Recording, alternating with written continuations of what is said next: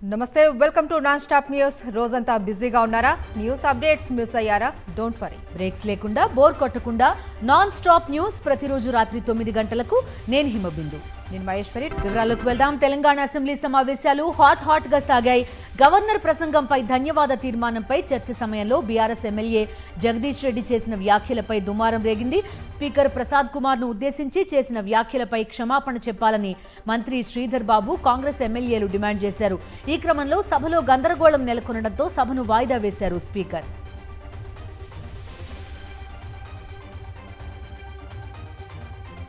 సభ వాయిదా పడిన తర్వాత సీఎం ఛాంబర్లో తెలంగాణ మంత్రులు భేటీ అయ్యారు. జగదీష్ రెడ్డితో స్పీకర్కు క్షమాపణలు చెప్పించాలి అని, లేదంటే సభ నుంచి సస్పెండ్ చేయాలి అని నిర్ణయించారు. మరోవైపు స్పీకర్తో భేటీ అయిన బీఆర్ఎస్ ఎమ్మెల్యేలు ఆయన్ను కించపరిచేలా మాట్లాడలేదు అని వివరించారు.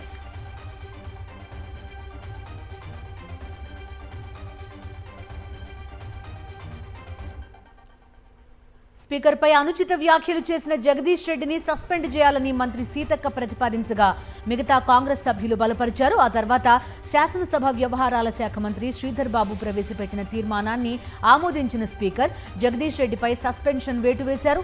దీన్ని నిరసిస్తూ బీఆర్ఎస్ ఎమ్మెల్యేలు సభ నుంచి వాకౌట్ చేశారు. I beg to move under rule sub rule 1 and 2 of rule 340 of the assembly rules that Sri Guntakandla Jagdish Reddy, member named by the speaker, may be suspended from the services of the house for remainder of the session.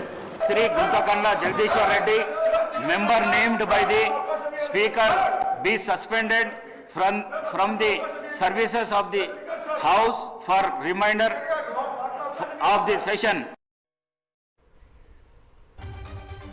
Jagadish Reddy suspension ను నిరసిస్తూ అంబేద్కర్ విగ్రహం వద్ద ధర్నా చేపట్టారు BRS ఎమ్మెల్యేలు, ఎమ్మెల్సీలు.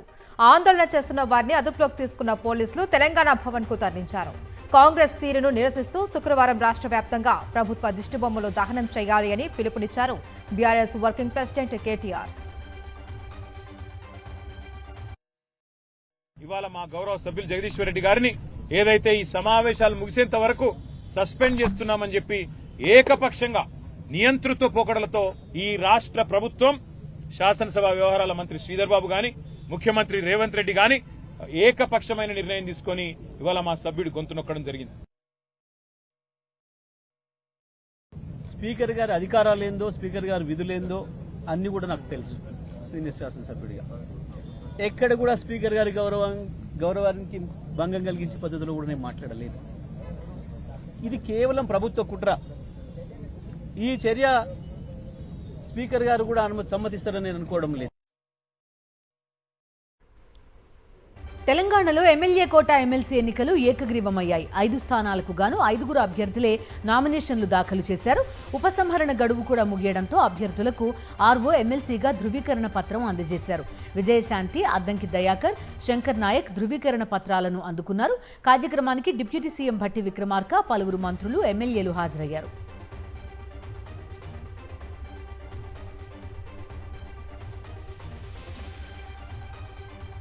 ఢిల్లీ పర్యటనలో ఉన్న Telangana CM Revanth Reddy కేంద్ర విదేశాంగ శాఖ మంత్రి జయశంకర్ ను కలిశారు. భారత సమ్మిట్ నిర్వహణపై చర్చించారు. తెలంగాణలో ఏప్రిల్లో భారత సమ్మిట్ నిర్వహించనుంది రేవంత్ సర్కార్. దీనికి సంబంధించిన అంశాలపై విదేశాంగ శాఖ మంత్రి జయశంకర్ తో చర్చించారు ముఖ్యమంత్రి రేవంత్ రెడ్డి.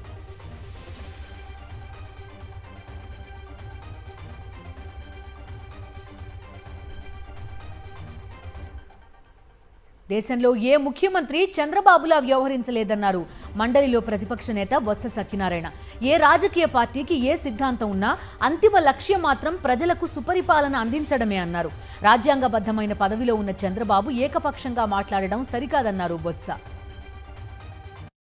ఎప్పుడు కూడా దేశ చరిత్రలో మన రాష్ట్రమే కాదు, ఏ రాష్ట్రంలో కూడా రాజకీయాల్లో ఉన్న ఏ నాయకుడు కూడా ఈ రకమైన పదాలతోని, ఈ రకమైన భాషతోని ఎవరు కూడా ప్రయోగం చేస్తూ పరిపాలన చేయలే. వ్యక్తిగత విధానాలు కాదు, ఇది ఆస్తి తగాదాలు కాదు, ఆ ఫండమెంటల్ వాల్యూస్ని పక్కన పెట్టి ఇవాళ ఈ రకంగా మాట్లాడడం అనేది, రాజ్యాంగ భద్రమైన వ్యక్తులు మాట్లాడడం అనేది చాలా దురదృష్టకరమైన విషయాన్ని మరి గవర్నర్ గారి దృష్టికి తీసుకొచ్చాం. వైఎస్ఆర్సీపీ అధినేత వైఎస్ జగన్మోహన్ రెడ్డిని పల్నాడు జిల్లా పిన్నెల్లి గ్రామస్తులు గురజాల మాజీ ఎమ్మెల్యే కాసు మహేష్ రెడ్డి ఆధ్వర్యంలో తాడేపల్లిలో కలిశారు. కూటమి ప్రభుత్వం రాగానే తమ గ్రామంలో 400 కుటుంబాలను బహిష్కరించారు అని, వారంతా ఎస్సీ, బీసీ, మైనార్టీ కుటుంబాలకు చెందిన వారేనని వైఎస్ జగన్ కు వివరించారు. గ్రామంలోకి వస్తే చంపుతాము అని బెదిరిస్తున్నారు అంటూ వాపోయారు. దీనిపై స్పందించిన వైఎస్ జగన్ బాధితులకు పార్టీ తరపున అండగా ఉంటామని ధైర్యం చెప్పారు. త్వరలో వైఎస్ఆర్సీపీ చలో పిన్నెల్లి కార్యక్రమానికి సిద్ధమవుతోంది. 400 కుటుంబాలను గ్రామం నుంచి బహిష్కరించడంపై ఆ పార్టీ నాయకులు హైకోర్టులో పోరాడుతున్నారు.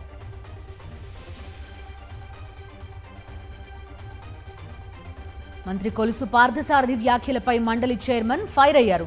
కూటమి ప్రభుత్వం ఏర్పడిన తర్వాత భీమవరం లేఅవుట్లో కాంట్రాక్టర్ డబ్బులు వసూలు చేస్తున్నాడని తనకు ఫిర్యాదులుచ్చాయని, తానే స్వయంగా కలెక్టర్కు ఫిర్యాదు చేశానన్నారు. శాసన మండలి చైర్మన్ హోదాలో తానిచ్చిన ఫిర్యాదుకే దిక్కులేదన్నారు మోషేన్ రాజు.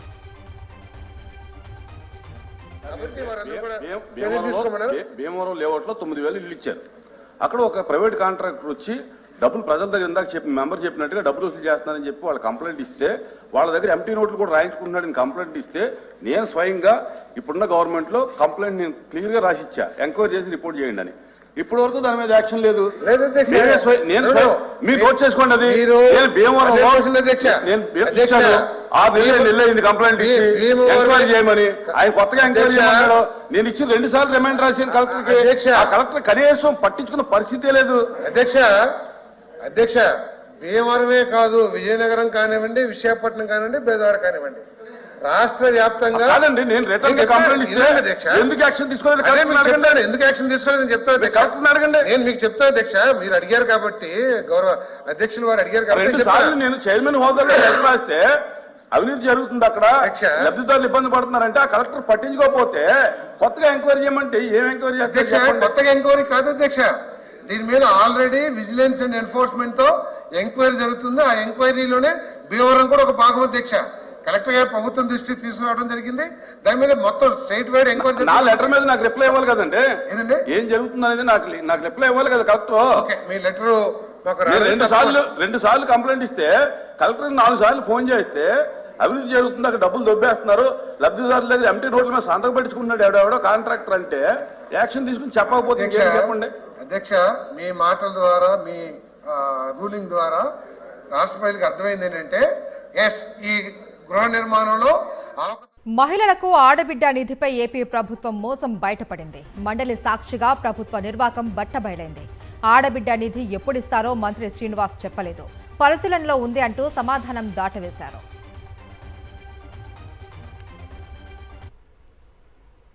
Question number 13669, minister for MSME. MSME minister. ధన్యవాదాలు అధ్యక్ష. మొదటి ప్రశ్నకి సమాధానం పరిశీలనలో ఉంది. రెండో ప్రశ్నకు సమాధానం ఈ ప్రశ్నకు ఉత్పన్నం కాదు. మూడో ప్రశ్నకు సమాధానం ఈ ప్రశ్నకు ఉత్పన్నం కాదు. అయితే మంత్రి సమాధానంపై వైఎస్ఆర్సీపీ సభ్యులు మండిపడ్డారు. ఎన్నికల సమయంలో బాబు అనేక హామీలు ఇచ్చారని, ప్రభుత్వం ఏర్పడిన వెంటనే ఆడబిడ్డ నిధి అమలు చేస్తామన్నారన్నారు. అయితే 2 బడ్జెట్లలోనూ నిధులు కేటాయించలేదని విమర్శించారు. ఆడబిడ్డ నిధి ఎప్పుడు అమలు చేస్తారో చెప్పాలని డిమాండ్ చేశారు. ఆడబిడ్డ నిధి కోసం ఈ రాష్ట్రంలో 1,80,00,000 మంది మహిళలు ఎదురు చూస్తున్నారు అధ్యక్ష. వాళ్ళందరికీ కూడా ఈ సమాధానం తీవ్రమైన నిరాశకు గురి చేసింది అధ్యక్ష. ఏంటి అధ్యక్ష పరిశీలనలో ఉంది అంటే, మంత్రి గారిని అడుగుతున్నాను, ఎప్పటి నుంచి అమలు చేయాలో కనీసం పరిశీలన చేశారా? ఎంతమంది లబ్ధిదారులకు అర్హత ఉందో కనీసం పరిశీలన చేశారా? ఎన్ని వేల కోట్లు అవసరం అవుతుందో కనీసం పరిశీలన చేశారా? అలాగే గౌరవ మంత్రి గారు, గౌరవ ముఖ్యమంత్రి గారు దీని మీద ఏమైనా సమీక్ష, ఇప్పటికే ఇంచుమించు 10 నెలలు అవుతుంది, ఏమైనా సమీక్ష చేశారా అని నేను అడుగుతున్నాను అధ్యక్ష. కూటమి ప్రభుత్వం రకరకాల కారణాలతో పెన్షన్లను తొలగించడం దారుణమన్నారు వైఎస్ఆర్సీపీ ఎమ్మెల్సీ తోట త్రిమూర్తులు. పేదలకు ఇచ్చే పెన్షన్లను భూతద్దం పెట్టి వెతికి తొలగించడం ఏంటి అని ప్రశ్నించారు. కూటమి పార్టీలకు ఓటు వేయలేదనే కారణంతోనే పెన్షన్లు తొలగిస్తున్నారని ఆరోపించారు.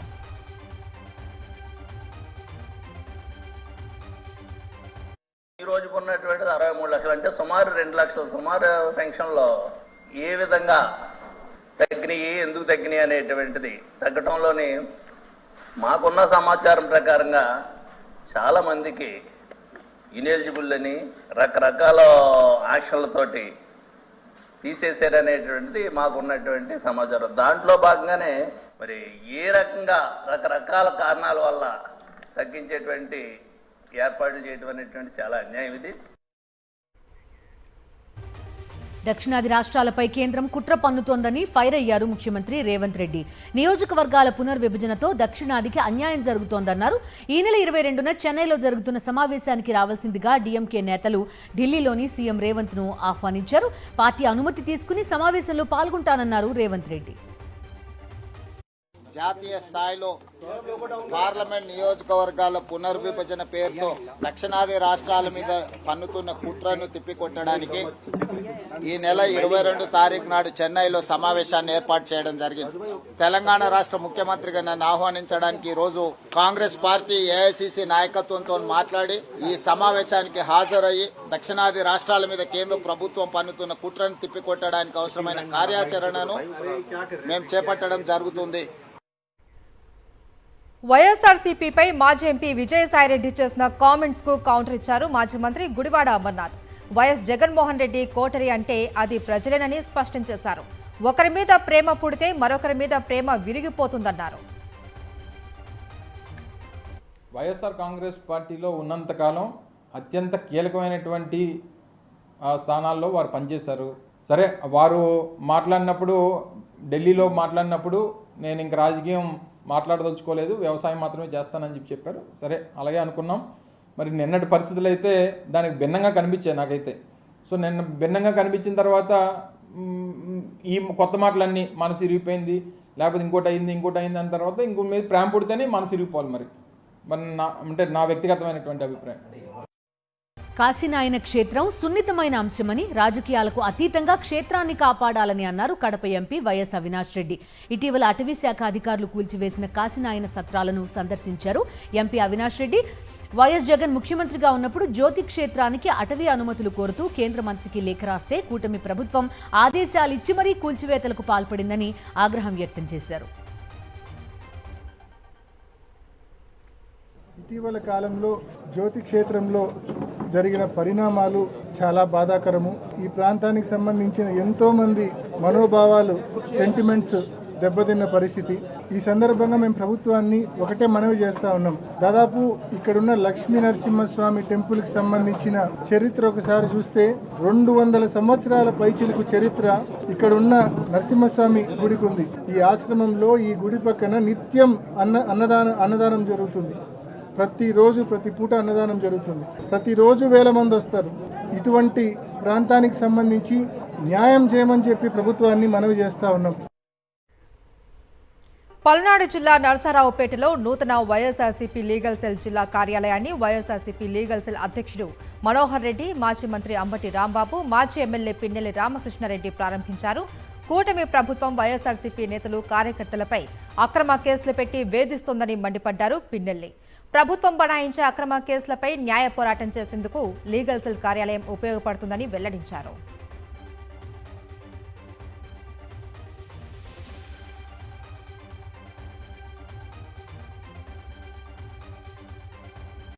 పల్నాడు జిల్లాలో అనేక చోట్ల తెలుగుదేశం ప్రోద్బలంతో ఈరోజు తప్పుడు కేసులు పెట్టి వైఎస్ఆర్ పార్టీ కార్యకర్తల, నాయకుల్ని అనేక రకాలుగా గడిచిన 10 నెలల కాలంలో ఇబ్బంది పెడతా ఉన్నారు. ఒక పెదకూరపాడు నియోజకవర్గమే చూస్తే ఎలక్షన్ అయిన కానించి ఇప్పటిదాకా 10 నెలల్లో వివిధ పోలీస్ స్టేషన్లో సుమారుగా 300 పైచిలకు కేసులు వైఎస్ఆర్ పార్టీ కార్యకర్త మీద నమోదు చేయటం, ఇలాగ అన్ని నియోజకవర్గం, ఇప్పుడు గురజాల, మాచర్ల, వినుకొండ అన్ని చోట్ల కూడా కార్యకర్తల్ని ఇబ్బంది పెడతా ఉన్నారు.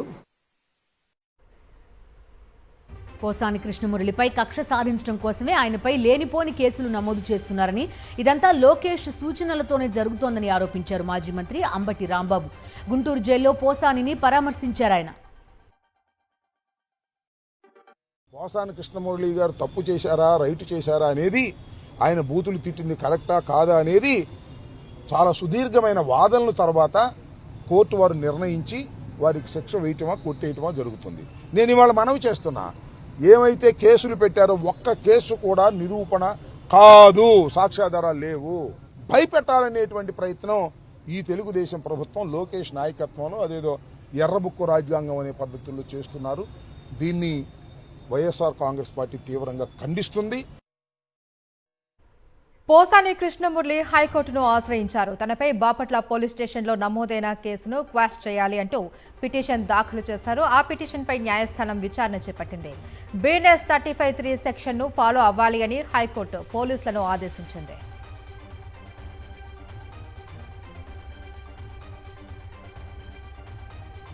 ఏపీ హైకోర్టులో గన్నవరం మాజీ ఎమ్మెల్యే వల్లభనేని వంశీ దాఖలు చేసిన 2 పిటిషన్లపై విచారణ జరిగింది.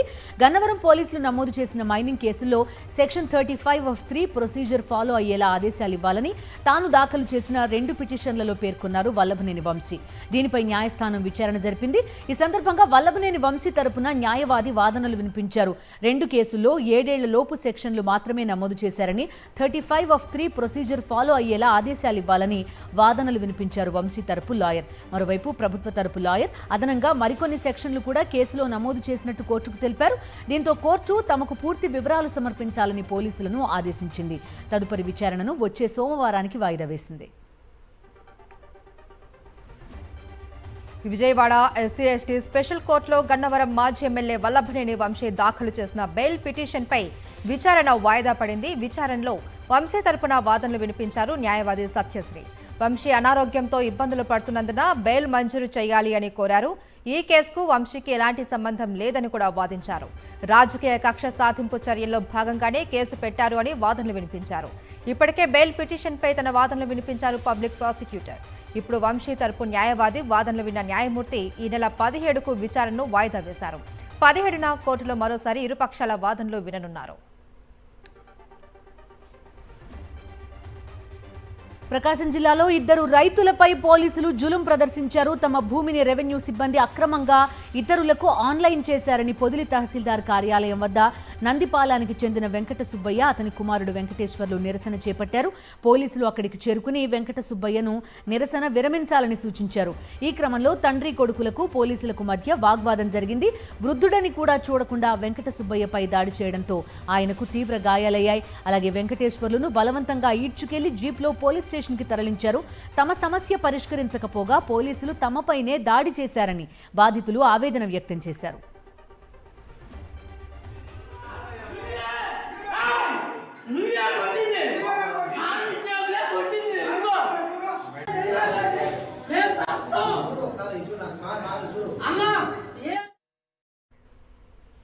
గచ్చిబౌలిలోని హైదరాబాద్ సెంట్రల్ యూనివర్సిటీకి చెందిన 400 ఎకరాల భూముల వేలాన్ని రద్దు చేయాలి అంటూ విద్యార్థులు ఆందోళనకు దిగారు. విద్యార్థులకు ఉపయోగపడవలసిన వర్సిటీ భూములను వేలం వేయడం సిగ్గుచేటు అంటూ ఫైర్ అయ్యారు. వర్సిటీ ఉనికిని నాశనం చేసేందుకు కుట్రలు పన్నుతూ ఉన్నారని, విద్యా వ్యవస్థలు నాశనం చేయడం దుర్మార్గమంటూ విద్యార్థులు మండిపడ్డారు.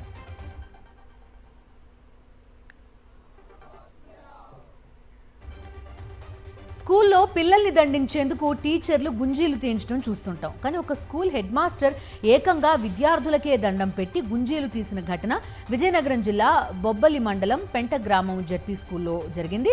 మేం కొట్టలేము, తిట్టలేము, ఏమీ చేయలేము, మీ దగ్గర చేతకాని వాళ్ళలా చేతులు కట్టుకుని ఉండాల్సిన పరిస్థితి వచ్చింది మాకు అంటూ HM రమణ విద్యార్థుల వద్ద ఆవేదన వ్యక్తం చేశారు. ఉదయం ప్రార్థన సమయంలో సాష్టాంగ నమస్కారం చేసి గుంజీలు తీశారు. ఆ వీడియో ఇప్పుడు సోషల్ మీడియాలో వైరల్గా మారింది.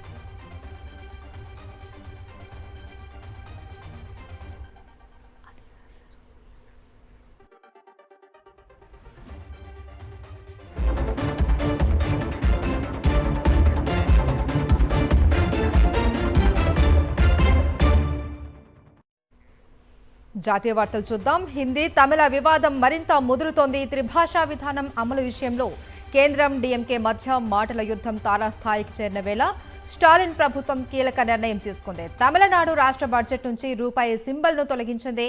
ఆ స్థానంలో తమిళంలో రూ అనే అక్షరం అర్థం వచ్చే విధంగా చేర్చింది. తమిళ సంఘాలు ఈ నిర్ణయాన్ని స్వాగతించాయి.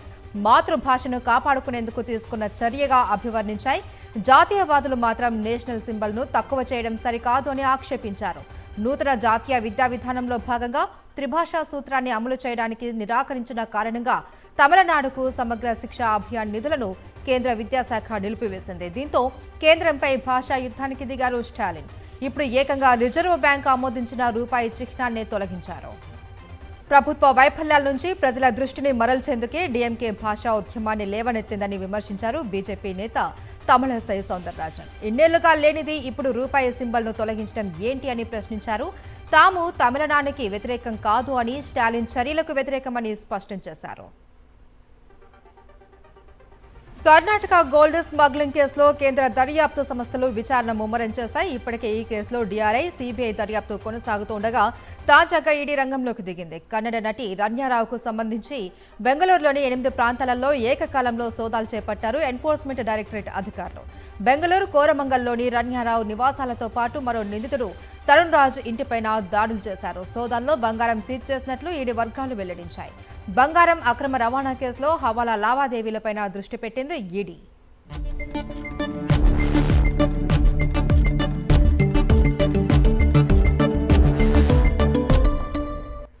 బిజినెస్ అప్డేట్స్ చూద్దాం. దేశీయ స్టాక్ మార్కెట్స్ గురువారం నష్టాల్లో ముగిశాయి. ప్రధాన బెంచ్ మార్క్ సూచీలన్నీ ప్రారంభంలోనే లాభాలను కోల్పోయాయి. ఇంట్రాడేలో 74,401.11 గరిష్టానికి చేరిన సెన్సెక్స్ చివరికి 201 పాయింట్ల నష్టంతో 73,829 వద్ద ముగిసింది. నిఫ్టీ 73 పాయింట్లు తగ్గి 22,397 వద్ద స్థిరపడింది.